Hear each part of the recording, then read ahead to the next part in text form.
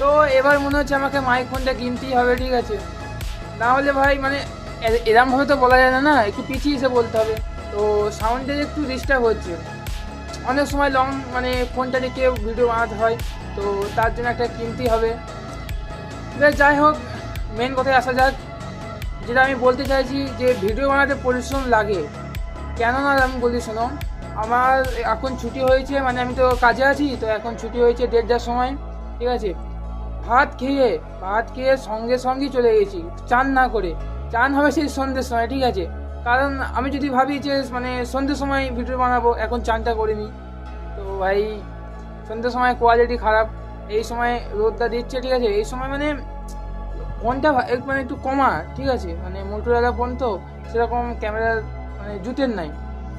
তো এই সময় আমাকে ভিডিও বানাতে হয় মানে ভালো কোয়ালিটি পেতে গেলে, আর ভোরবেলা তো একটু কোয়ালিটি খারাপ দেয়, তোমরা দেখেছো ভিডিওগুলো।